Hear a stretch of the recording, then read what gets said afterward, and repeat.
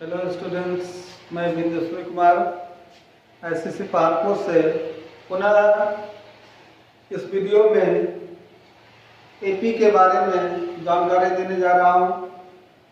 मैं अगले वीडियो में बताया था कि what is a n and d. A क्या है, मैं बताया था कि फर्स्ट टर्म को ए कहते हैं, n नंबर ऑफ टर्म पदों की संख्या है और d जो है वो कॉमन डिफरेंस है। यहाँ पर अगर हम तीनों के नेचर को जानें कि तीनों की प्रकृति क्या होता है, कैसा दिखता है, तो आप देख लें कि a जो होता है धनात्मक पूर्णांक भी हो सकता है, ऋणात्मक पूर्णांक भी हो सकता है और शून्य भी हो सकता है। और जस्ट यही नेचर, यही गुण कॉमन डिफरेंस डी में होगा।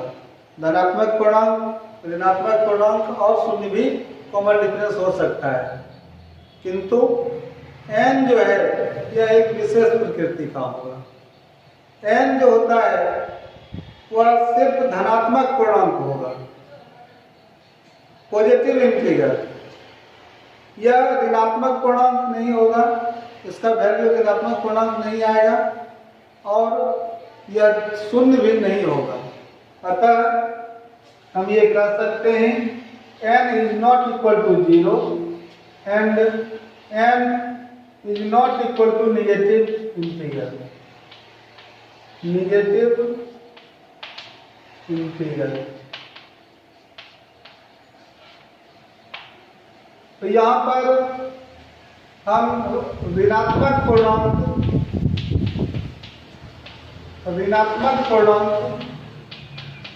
भी नहीं होगा, तो क्या होगा n जो है वह सिर्फ धनात्मक पूर्णांक होगा।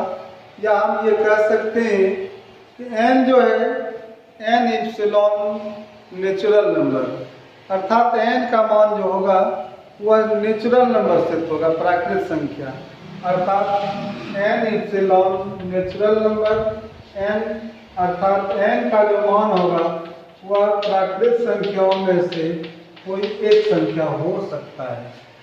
इस तरह से हम लोगों ने देखा a फर्स्ट टर्म हो गया, d कॉमन डिफरेंस हो गया और n जो है ये नंबर ऑफ टर्म है कि किसी एपी में पदों की संख्या कितनी है।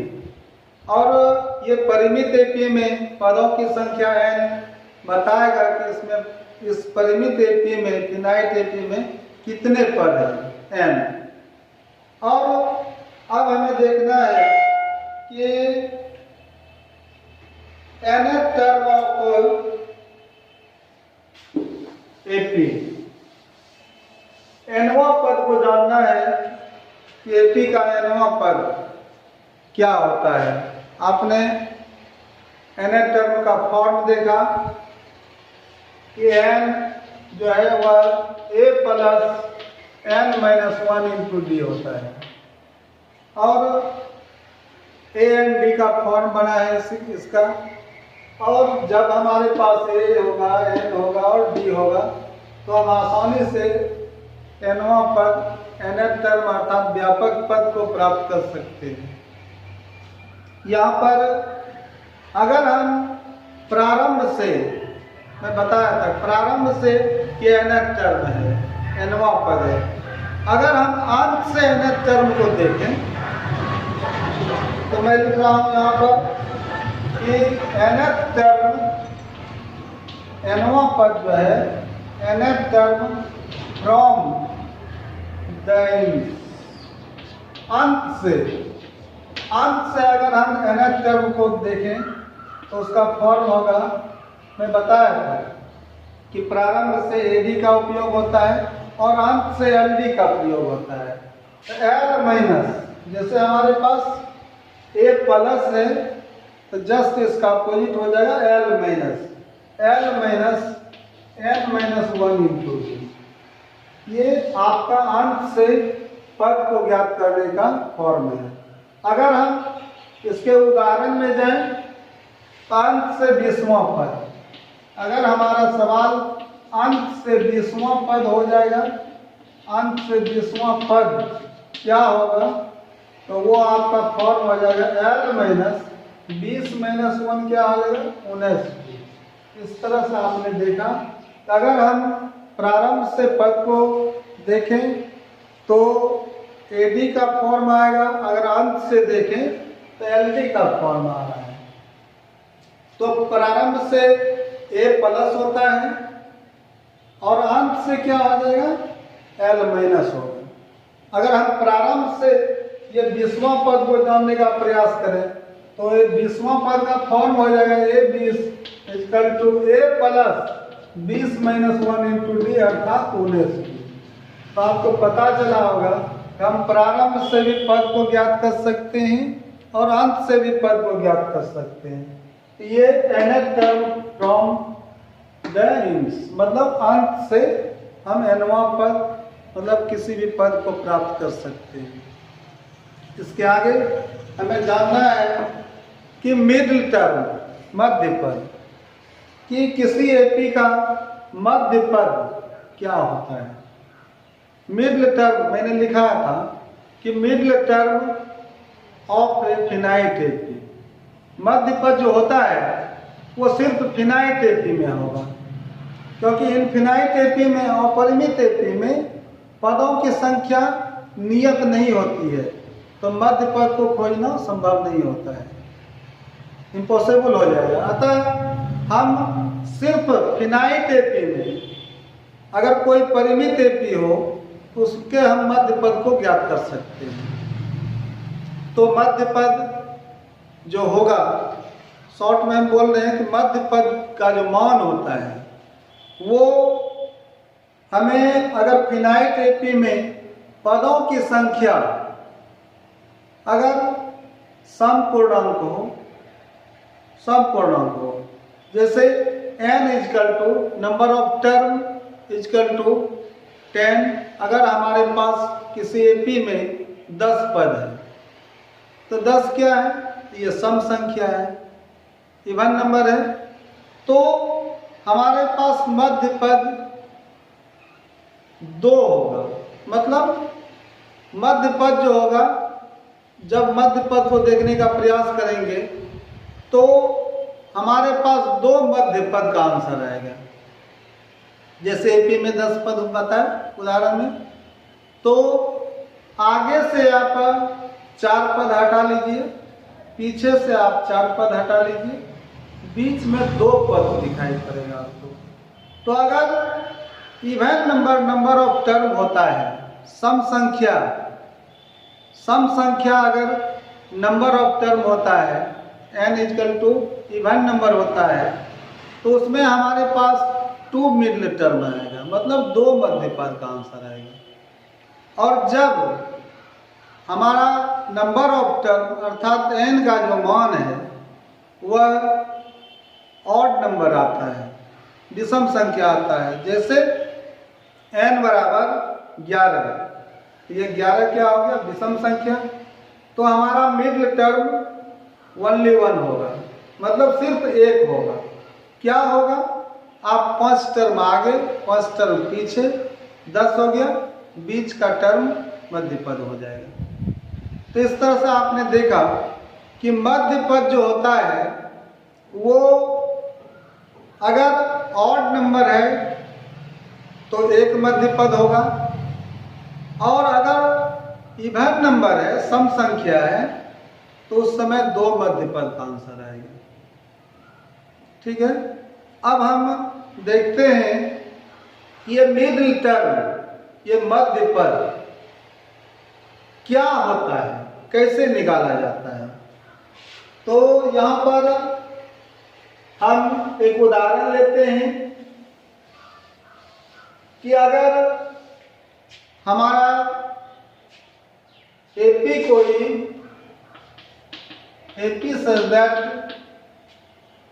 3, 5, 7, 9 डॉट, और यहाँ पर मेरा 21 है।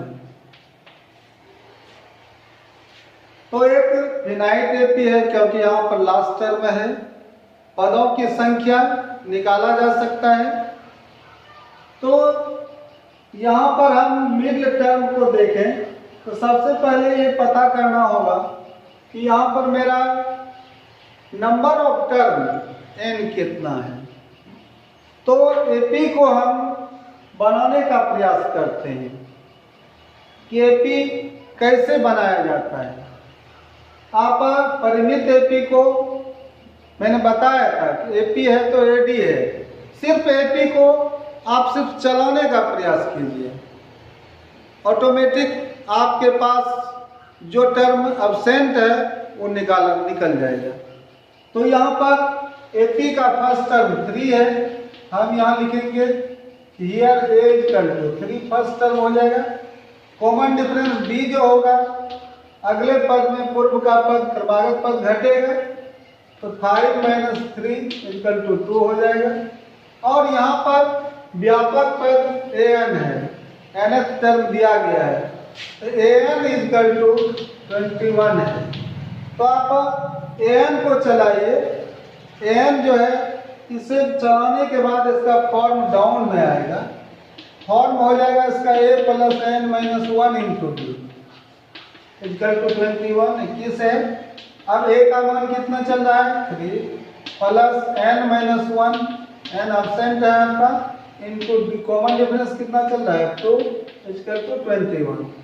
यहाँ पर हम जब n को चलाते हैं इसके फॉर्म से तो पहले फर्स्ट टर्म ये राइट जाता है, इसको ध्यान में रखना है। ये फर्स्ट टर्म जब जाता है तो ये प्लस या माइनस अपना चिन्ह बदल करके चला जाता है। तो इसका चिन्ह क्या होता है राइट जाने पर या तो पॉजिटिव होगा या तो निगेटिव होगा।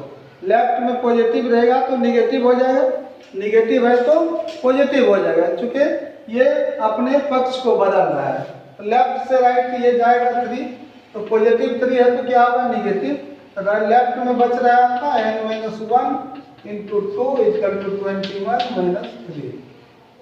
और इसके बाद जब a का ट्रांसफर हो जाएगा, a जब राइट चला जाएगा तो d को ट्रांसफर करना भेजना है। तो d जो है वह कॉमन डिफरेंस का नेचर है कि लेफ्ट में जो कॉमन डिफरेंस है ये मल्टीप्लाई है, गुना के रूप में रहता है। तो हमेशा राइट जब जाएगा तो ये डिवाइड के रूप में, ये भाग के रूप में होगा, बटे में चला जाएगा। तो यहाँ गुना 2 है तो राइट में जाएगा तो क्या हो जाएगा बटे 2 हो जाएगा। तो ये n - 1 इक्वल टू हो जाएगा, 21 में 3 घटेगा तो आपका हो जाएगा 18 और 18/2 और ये 9 या n इक्वल टू जब -1 जाएगा तो क्या आ जाएगा 9 + 1 इक्वल टू 10। ये n का मान कितना निकल जाता है 10 निकल गया। तो यहाँ पर मैं बताया था कि यहाँ नंबर ऑफ टर्म n का जो मान होगा कोई पॉजिटिव इंटीजर होगा। तो ये सही है कि n का मान जो है ये पॉजिटिव इंटीजर में धनात्मक पूर्णांक है, 10 निकला है। तो इस एपी में 10 पद है, ये तय हो गया कि इस एपी में 10 पद है। और परिमित एपी है 10 पद है इसमें। और परिमित एपी में मैं बता रहा था कि नंबर ऑफ टर्म n का मान जब इवन नंबर आता है, इवन नंबर आता है, सम संख्या आता है तो आपको 2 मिडिल टर्म होगा, 2 आंसर आएगा मिडिल टर्म का, ठीक है। तो 2 मिडिल टर्म इसमें आएगा। अब हमारे पास जो है मिडिल टर्म के बारे में जानना है तो मध्य पद जो है वो क्या होता है, 2 मिडिल टर्म क्या होगा। इसका फॉर्म देखिए कि यहाँ n इक्वल टू आपका हो गया 10 है ना, जो एक सम संख्या है, जो एक सम संख्या है। 10 क्या है आपका ये सम संख्या है। तो जब सम संख्या है तो सम संख्या के लिए मिडिल टर्म जो होगा 2 होगा, 2 होगा। तो फर्स्ट मिडिल टर्म क्या होता है, इसलिए मिडिल टर्म या मध्य पद है ना। तो मध्य पद जो होगा वो होगा आपका n/2 टर्म, n/2th टर्म पहला मिडिल टर्म होगा है ना, पहला मध्य पद होगा। एंड और दूसरा क्या हो जाएगा, तो n/2 + 1 टर्म। ठीक है, ये दो मिडिल टर्म होगा। तो n/2x टर्म मतलब n/2x टर्म, n का मान आपके पास 10 है, तो 10/2 px टर्म हो जाएगा, है ना। एंड आगे क्या होगा, n/2, तो ये हो जाएगा 10/2 प्लस 1 एक्स्ट्रा 1 है, px टर्म होगा। ठीक है, तो यहाँ पर आप देखेंगे 10 में 2 से भाग देने पर फिफ्थ टर्म आता है, और एंड यहाँ पर आपका क्या आता है, तो 5 भागफल 5 होगा, 5 + 1 सिक्स्थ टर्म हो जाएगा। तो आप देखेंगे ये फिफ्थ टर्म क्या है इस एपी में, फिफ्थ टर्म का वैल्यू क्या होगा। तो आप देखें तो यहाँ 4 टर्म दिया गया है ना। तो पांचवा टर्म में क्या होगा, कॉमन डिफरेंशिएट होगा, तो 9 × 2 = 11, 11 × 2 = 13। तो आपका पांचवा टर्म 4 टर्म है, तो पांचवा टर्म क्या हो रहा है आपका 11। तो फिफ्थ टर्म का वैल्यू आपका 21 से 11 है। एंड और सिक्स्थ टर्म जो है, छठा जो पद है वो 11 के बाद क्या होगा 13, तो ये आपका आंसर 13 होगा। 11 और 13 ये मिडिल टर्म होगा। अब आप यहाँ पर एक सवाल कर सकते हैं कि अगर ये क्रमागत में मिडिल टर्म नहीं आ रहा है, तो ये अगर दूर का पद कोई मिडिल टर्म में आ रहा है, तो आप उस टर्म का फॉर्म दीजिए, क्योंकि आपके पास एडी है। अगर हमारा यहाँ पर 10वां टर्म ही आ रहा है, अगर इसमें पदों की संख्या ज़्यादा है, 20 एपी में पद है, तो मध्य पद अगर आ रहा है मेरा 10वां पद, तो 10वां पद को कैसे करेंगे, a10 बराबर हो जाएगा आपका a + 9d। एडी का मान रखने से आपका पद निकल जाएगा। इस तरह से आप मध्य पद को निकाल सकते हैं। यहाँ पर चूंकि ये सम संख्या के लिए बताया गया। अगर ये विषम संख्या आता है, अगर ये विषम संख्या आता है, n = जैसे यहाँ पर 10 आया सम संख्या, अगर ये 11 आ जाता है, तो उस स्थिति में आपका मिडिल टर्म ओनली 1 होगा, सिर्फ एक मध्य पद होगा।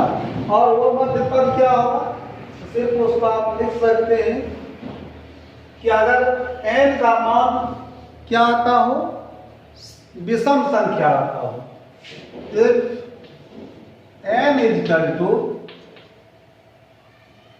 एक विषम संख्या, n का मान जो है वह विषम संख्या ऑड आता हो, तो उस स्थिति में मध्य पद जो होता है, मध्य पद = होता है n + 1/2 px टर्म।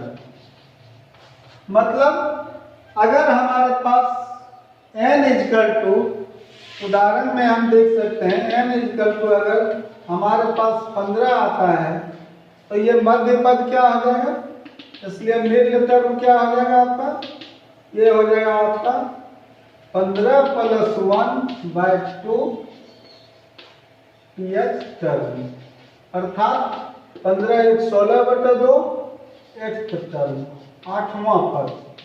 आप 8वां पद को एपी का प्राप्त कर सकते हैं। 8वां पद का फॉर्म क्या बना है, a8 = a + 7g। एडी का मान, तो एपी आपके पास रहेगा, एडी का वैल्यू बैठाएंगे तो यह आपका मिडिल टर्म आ जाएगा। इस स्थिति में आपने देखा कि जब ये विषम संख्या आता है तो उस समय मध्य पद ओनली 1 एगो होगा, और जब ये विषम संख्या नहीं होगा, सम संख्या हो जाएगा, तो आपका 2 मध्य पद, और मैंने दोनों मध्य पद को निकाला। चलिए ठीक है। इसके बाद हम देखते हैं कि यहाँ पर एपी को चेक करना है, जांच करना है कि यह सीक्वेंस एपी है या नहीं। तो एपी को जांच कैसे करना है, तो इसमें जो है एपी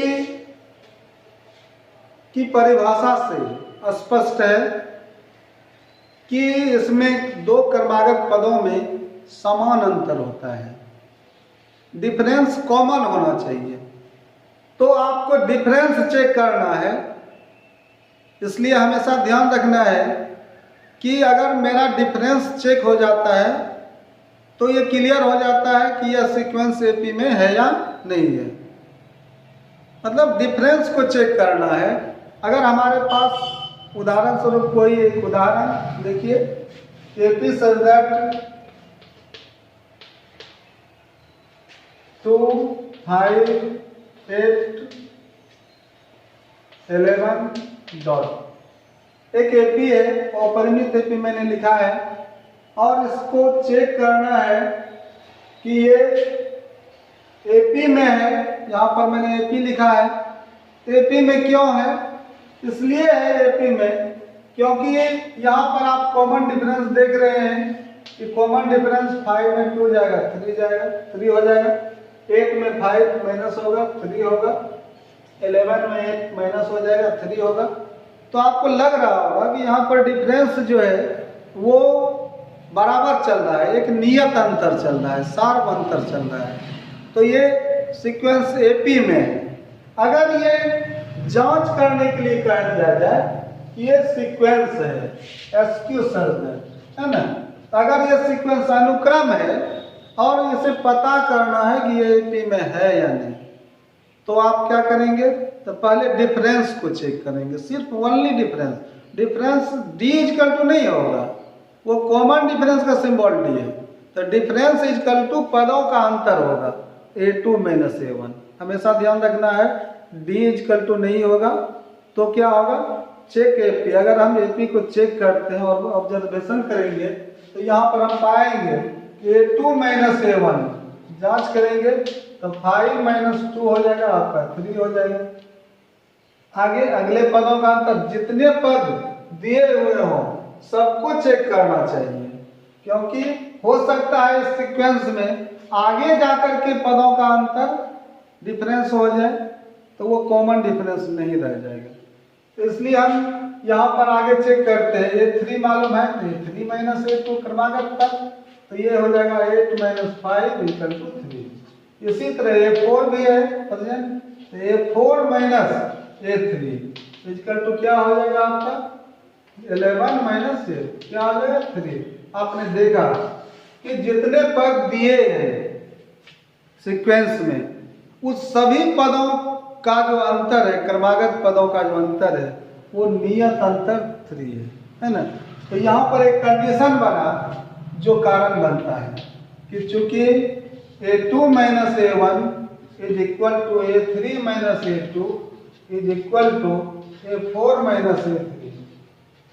ठीक है, ये चुके में होगा, चूंकि ये कारण है और इसका रिजल्ट आता है कि अतः, या इसलिए अतः प्रदत्त जो सीक्वेंस अनुक्रम है यह एपी में है, क्योंकि यहाँ पर कॉमन डिफरेंस है और ये पदों का अंतर आपस में बराबर है। अतः पदों का अंतर बराबर है, इसका मतलब सार्व अंतर है। अतः प्रदत्त श्रेणी, प्रदत्त ये श्रेणी जो है सीक्वेंस या अनुक्रम, ये श्रेणी जो है वह एपी में है, एपी में है। तो इस तरह से हम एपी को चेक कर पाते हैं। तो ये एपी के चेक करने का एक तरीका हुआ कि पदों के अंतर को चेक करना है। और यहाँ पर कभी भी सीक्वेंस के दिए रहने से आप डी नहीं लिख सकते हैं, डी इक्वल टू नहीं लिख सकते हैं A2 माइनस A1। डी कब लिखना है? ध्यान रखिए, डी कब लिखना है? तो जब सीक्वेंस एपी में है, पहले से दिया है कि यह सीक्वेंस एपी में है, तो एपी में है तो एडी है। और जब हमें चेक करना है कि ये एपी में है या नहीं, तो यहाँ पर सिर्फ डिफरेंस को ज्ञात करना है। ठीक है, इसके बाद हम लोग अरिथमेटिक प्रोग्रेशन के सवाल को बनाने के लिए 2 मिनट और आप लोग ध्यान से सुनिए। एपी में कोई भी सवाल ए एंड डी पर निर्भर करता है। आप हमेशा ये ध्यान रखिए कि एपी में फर्स्ट टर्म ए है, नंबर ऑफ टर्म एन है और कॉमन डिफरेंस डी है, और ये तीनों चीज चलता नहीं है। और इसके अतिरिक्त जितना भी टर्म है, चाहे वह एन है या कोई पद है या एसएन है, पदों का योग है, सारा अपने फॉर्म से चलता है। और आप उस चीज को चलाकर हिसाब को वहां तक पहुंचा सकते हैं जहां पर आपका प्रश्न पूछा जाता है। बहुत एपी का एक सामान्य सा सिद्धांत है कि ए, एन और डी को चलाना नहीं है, यह आपको मदद करेगा। और इसके अतिरिक्त जो भी चीजें दी जाएगी, सबको चलाने का सिर्फ फॉर्म जानना है, आपका एपी का सारा सवाल बन जाएगा। ठीक है, विशेष हम पुनः अगले वीडियो में आएंगे, और अगले वीडियो में हम लोग चैप्टर स्टार्ट करेंगे 5.1, और इसके बाद मेरा लगातार वीडियो जारी रहेगा जब तक ये लॉकडाउन की स्थिति है। Thank you.